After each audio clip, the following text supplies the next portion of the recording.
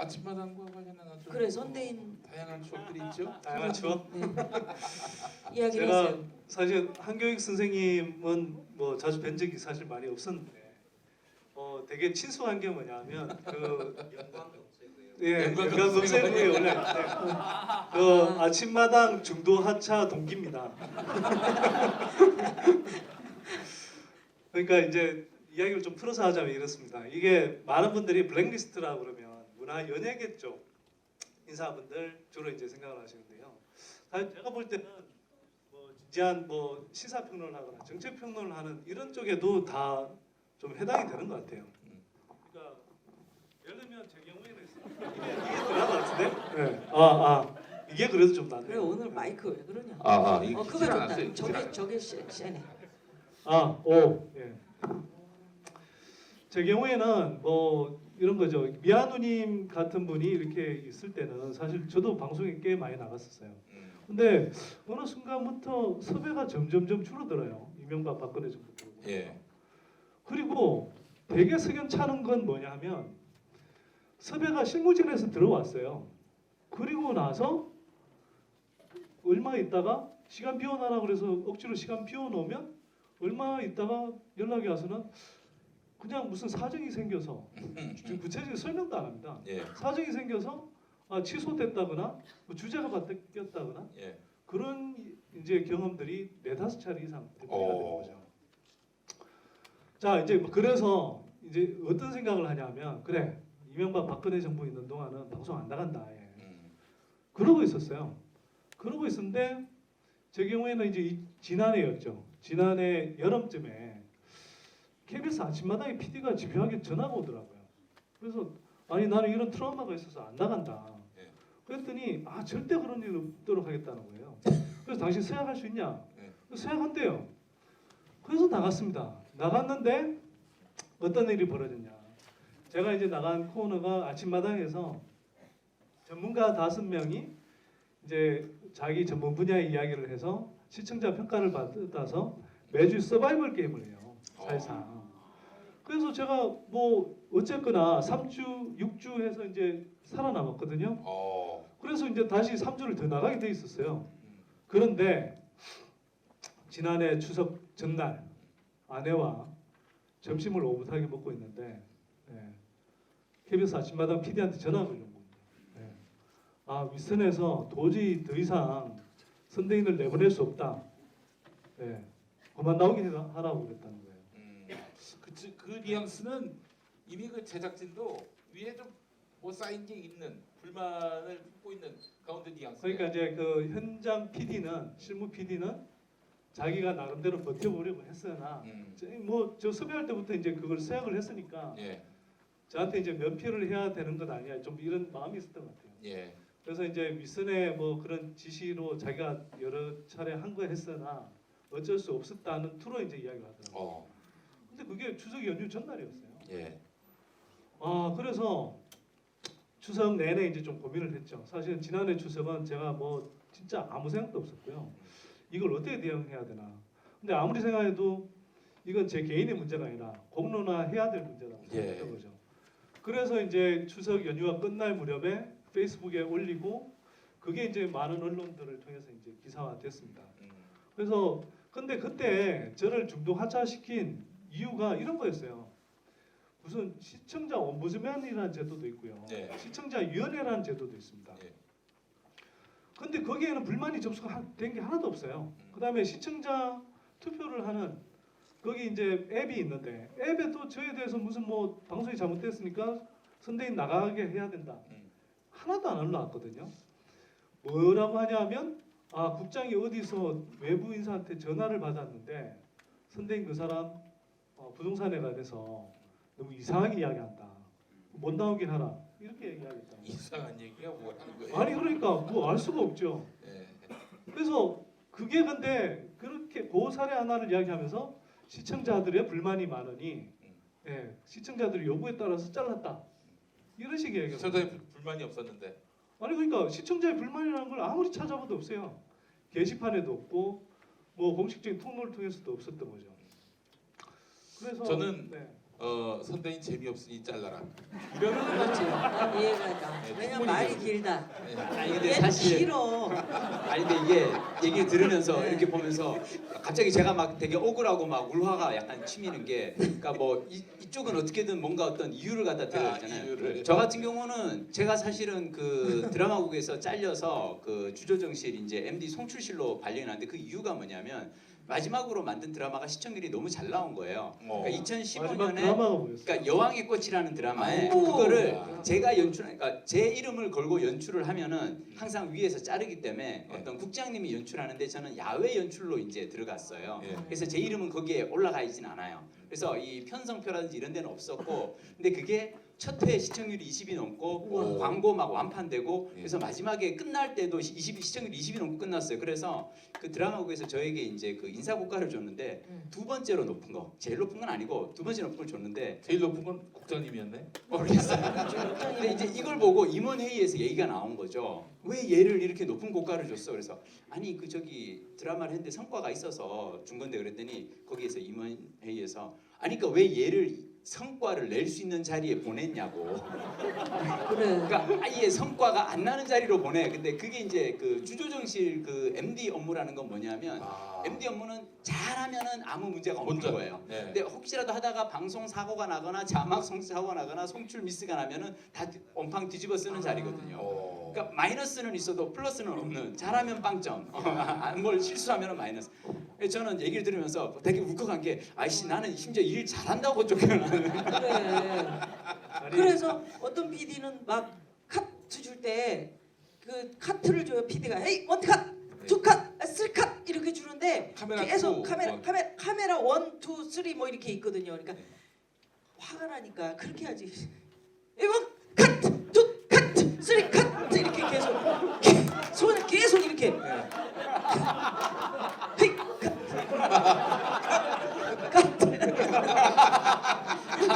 아니 근데 이거하고 전혀 상관없이 그 저희 그 원래 이제 저희 PD들이 사실 이게 저겁니다. 이 스튜디오에서 그냥 투 하이 카트 쓰리 그림 좋아 카트 이거거든요. 그렇지. 예. 근데 제대로 저희- 나오네 이게. 네, 저희 그 예능 선배 중에 요게 소리가 안 나는 사람이 있었어요. 이게 안 되는 사람 있잖아요. 이게 소리가 안 나는 사람이 있어요. 그냥 아무리 해도 안 되는 거예요. 그래서 우리가 다들 되게 궁금했어. 저 형 입봉하면 어떡하나. 어떡하나. 네, 조연출 끝나고 드디어 그분이 이제 입봉해서 스튜디오에서 센터에서 딱 하는데 다들 어떡하나. 자 갑니다. 하이 쓰리 하이 컷. 투 하이 입봉 하이 원 하이. 그러니까 야 그래서 옆에 국기수 감독이 너 지금 뭐 하냐 그러니까 아니 제가 이게 소리가 같아서 야 임마 그냥 말로 해 임마 약간 그랬는데 진짜 그거를 또 그렇게 성공적으로 그런데 저 김미식 PD의 억울한 심정이 사실 좀 이해가 되는 게요. 맞아요. 제가 그 아침마당에서 잘리고 나서 드는 생각이 뭐냐면 되게 화가 나잖아요, 사실은. 그렇죠. 근데 이런 생각을 해봤어요. 저는 이거 뭐 사실은 이게 생업이 달린 문제도 아니고 잠시 출연한 거고 뭐 이거 출연료 안 받는다고 무슨 전혀 지장이 없잖아요. 예. 그런데 사실은 KBS, MBC 들어가서 이 일을 하겠다고 들어가신 분들인데 정말 뭐 아무 잘못한 것도 아닌데 정말 열심히 언론 노동자로서 방송 종사자로서 일했을 뿐인데 스케이트장에 가고 뭐 해고하고. MD 해고당하고 저 같은 경우는 정말 청춘을 방송국에 바친 거예요. 아, 억울하지. 19에 제가 코미디언이 됐거든요. 근데 정말 엄청나게 그 코미디를 사랑하기 때문에 코미디 만드는 일에 온방 빠진 거예요. 그래서 식구들이 심지어는 내가 애 낳을 때 제왕절개로 낳는데 그것도 다 녹화 스케줄 피해서 이 애를 날짜를 그걸 날짜를 잡아가지고 다 우리 애들이 팔싹동이에요. 그래가지고 일찍 나가지고 아이고. 이 배를 그 다음에 애 돌잔치 못 갔죠. 다 돌잔치 때 돌잔치 엄마가 녹화하느라고 못 갔지. 그 다음에 엄마 무슨 뭐 잔칫날 이런 거 다 저 빠지죠. 동생 결혼식도 저 녹화 없는 날 잡아가지고 하죠. 온 집안에 뭐 애들 일체 못 키웠죠. 애들을 못 키웠었는데 또 애들이 또 뭐 외국으로 가버렸죠. 그 외국 가서 지금 뭐 애들 공부해서 이제는 다 커서 이제 26대 가지고 이제 애들이 돌아올 때 됐거든요. 예. 그러니까 억울한 거예요, 억울한 거. 왜냐하면 그렇게 내가 열심히 방송국에 뭐 30년 넘도록 정말 충성을 다했으면 진짜 내가 뼈를 묻는다. 방송국에 꼭 뼈를 묻는다라기보다는 코미디 무대를 주는 그런 고마운 것. 네. 저는 그렇게 생각했고 우리 후배들도 제가 개그 콘서트 아이디어 가져가서 KBS 만들어가지고 그 후배들 지금껏 잘 개콘을 만든 분이에요. 거기서 엄청나게 김미아 선생님이. 용인에 이런 사람이 살고 있어요.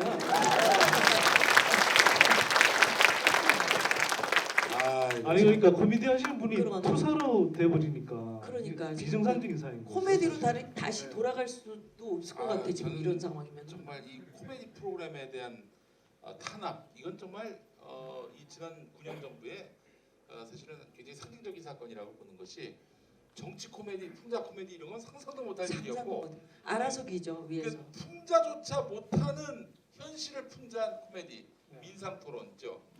그마저도 못하게 했어. 그마저도 문재인 얘기 나오면 이렇게. 그리고 생각해 보면 토론 프로그램이 점점 없어지거나 예. 그다음에 편성에서 밀리거나 축소됐어요. 예. 그래서 지금 예전에 우리 한 뭐 5년 10년 전만 해도 100분 토론 그러면 시청률 상당히 많이 나왔고 네. 그 토론이 굉장히 영향이 컸잖아요. 그렇죠. 근데 지금 토론 프로그램 제대로 된 토론 프로그램이 없죠. 네. 물론 이제 썰전이라든지 이런 프로그램들이 있지만 사실 이제 굉장히 좀 예능화된 느낌이. 설전이네 설전? 설전이네 설전. 썰전. 네. 설전? 그 엄마 아파트에서 저희 시청률이 높습니다. 엄마 아파트. 예, 엄마 아파트. 참 슬프네요. 제 최고의 히트작이 엄마 아니 아파트. 근데 오늘 은마 저는 아파트인데 그- 엄마 아파트. 엄마 나는 처음에 손태인 씨가 엄마 아파트 그래서 난 강남에 얘네 엄마 아파트가 엄청나게 있는 줄 알았어요. 엄마 아파트가 있잖아. 경찰도 뭐 아파트 뭐 40채를 가지고 있다는 뭐 이런데 손태인 엄마 아파트 아니 오늘 있잖아요. 강남에 엄마 아파트 그래서 니네 엄마 몇 채 가지고 계시냐. 오늘 주최 측인데 왜 이렇게 디스를 당하지? 저도 뭐 사실 우리 전명한 선생님들 앞에서 뭐 무슨 제 블랙리스트 얘기하는 거 자체가 우습지만은 저는 아시겠어요. 막말해서 그렇잖아. 막말. 네, 저는 완전히 땅에 붙였어요 한마디로. 그래서 사실은 한 아니 근데 제일 먼저 복귀했잖아. 지금 SBS 아니. 복귀했잖아. 그 민간 방송이지. 공영 방송은 상상도 못할 일이고 이름조차 거론하는 일이 없고요. 전 뉴스에만 등장을 했었습니다. 근데 이제 민간 방송 모 방송이 있는데 그 방송에 한번 복귀를 한번 해보려고 그래도 오랫동안 출연했으니까 그래서 2014년에 같이 일했던 PD한테 어떻게 좀 내가 다시 들어갈 자리가 있는가 일주일에 한 번이라도 했더니 김용민 씨는 지금 우리 방송사에서 이 등급이 있는데 직업별 등급이 있는데 그 김용민 씨는 지금 북한 무장공부 무장공부하고 그래서 이제 4년 지나서 2016년 작년 초쯤에 다시 한번 연락을 했죠. 뭐 이제 박근혜 인기도 많이 떨어지고 총선에서도 졌는데 자유한국당이 새누리당이 이제는 뭐 북한 무장공비에서 살인 강간범으로 다양 조정이 되지 않았냐 했더니 아니라고 여전히 북한 무장공비라고. 아니 나는 오늘 여러분들 보고 깜짝 놀라고 자랑스럽고 그런 게 뭐냐면 이 두 분한테 며칠 전에 MBC 그 아까 다시 만나도 좋은 친구 그 행사할 때 7천 명이 넘게 그렇죠? 네. PD님 정말 그 서울 광장이 꽉 차 깜짝 놀랐어요. 왜냐면 그날 제가 무슨 강의가 하나 있어가지고 강의하고 9시 20분쯤 올라가는 거였어요. 제 뒤에 전인권 씨가 올라갔고 그 앞에 DJ DOC 그 올라가고 막 아이돌 스타들 막 오고 막 그 뭐 아나운서 MBC 아나운서 여러분들 쫙 오시고 뭐 이용마 기자 아까 보셨지만 너무 마음 아프잖아요. 이용마 기자 병 왜 얻었습니까? PD 수첩 때 억울하게 그 끌려다니면서 저렇게 병 얻은 거예요. 그래서 너무 마음이 아프잖아요. 근데 그 많은 분들이 7천 명이 넘는 분들이 거기 꽉 차 있어 깜짝 놀란 거예요. 제가 아니 엄청 추웠거든요. 밖에서 했으니까 얼마나 추워. 근데도 안 가고 그냥 거기서 일어나서 추우면 뛰었다가 또 앉았다가 막 그러는 거예요. 근데 오늘 이 행사에 이렇게 용인에 계신 분들이 많이 오실까 생각했었는데 여기 작은 공간이 아닌데 지금 꽉 오셨네. 그래서 네. 나는 누구 때문에 왔는지 한번 물어보고 싶은 거지. 자, 여기 누구? 누구 보고 싶어서 왔나? 아 잠깐만요. 용민 식구죠? 아니 옆집에 가지. 아니 이제 꼭 저런 역사 분이 있어요. 딱 답은 정해져 있는데 엉뚱하다 말하는. 예. 자, 한번 우리 김 PD 보고 싶어서 왔다. 박수. 32,000명. 자, 황 선생님 보고 싶어서 왔다. 박수. 이거 일본식 발음인데 삐까삐까. 자, 우리 선대인 소장님 보고 싶어서 왔다. 박수. 원래 아니 확실히 주최 측이 좀 유리하긴 하네. 그러니까요. 예. 39,000명. 우리 김용민 씨 보고 싶어서 아이고. 왔다. 당신도 주최 측입니까? 잘 그렇진 않습니다. 예. 예. 근데 뭐 자, 많이 근데 누구보다 미아노님 보시러 오셨죠? 역시 이래서 조용필 씨가 마지막에 노래라는 거야. 다들 진짜 즐거우시죠? 예. 토크. 그런데 우리 저기 저 선대희 씨 뭘 귓속말을 하고 그래요. 뭐라고 이제 진행하세요. 예, 예. 네. 그 저기 미인들이 많이 왔다고 지금 얘기를 했습니다. 이런 게 바로 외국 방송이고요. 네, 그래서 방송 정상화를 해야 되는 겁니다. 자 이제 MBC가 드디어 뭔가 해빙의 무드가 온 것 같아요. 아 이게 몇 년 만입니까 진짜. 정말. 사실 근데 여러분들은 잘 모르실 거예요. 왜냐면 뉴스 보고 막 어제도 보니까 막 국회의원들이 방통위에 몰려가서 뭐 위원들 뭐 뽑는 문제 가지고 막 네. 국감 보이콧 해버리고 그래가지고 네. 지금 뭐 상황이 어떤지를 잘 모르실 수도 있어. 왜냐면 그냥 뭐 생업에 종사하다 보면 이게 어떻게 흘러가는지 모르거든요. 예. 이런 지금 상황. 일단 뭐 자유한국당에서 방송 장악 시도라고 이제 얘기를 하고 저는 이제 제가 원래 그 논스톱이라든지 뭐 시트콤이라든지 내주의 여왕이라는 로맨틱 코미디를 주로 연출하는 PD인데 저는 제가 요즘 되게 심각하게 그 고민하고 있는 게 내가 과연 복귀할 수 있을까?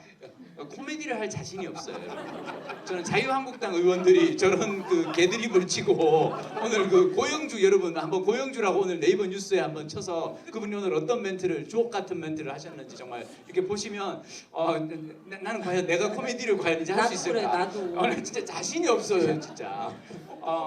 너무 어이없는 상황이고요. 그리고 정말 저는 그 2년간 제가 MBC 그 주조정실에서 그 MBC 뉴스 강제 시청이라는 이 징벌을 받으면서 뉴스가 너무 웃겨요 진짜. 뉴스가 뭐 소세지 뉴스, 아까 알통 뉴스 봤잖아요. 이거 보면 네. 웃기지도 않아 정말. 그래서 이게 저는 지난 몇 년 이렇게 보면서 왜 이게 그 막장 드라마의 여러분 그 특징이 뭔지 아세요? 장르의 모호성입니다.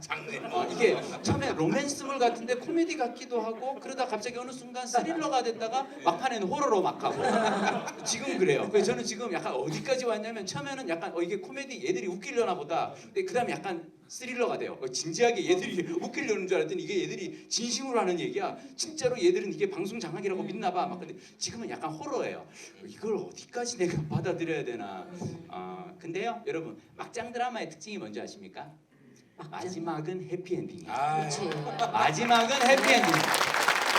그 막장 드라마에서 그 악당들이 뭐 온갖 그 이상한 짓들을 막 하는 이유가 뭐냐면 작가가 그렇게 하고 막 그런 악행들을 참고 보다가 막판에 확 해피엔딩으로 권선징악으로 끝내려고 하는 거거든요.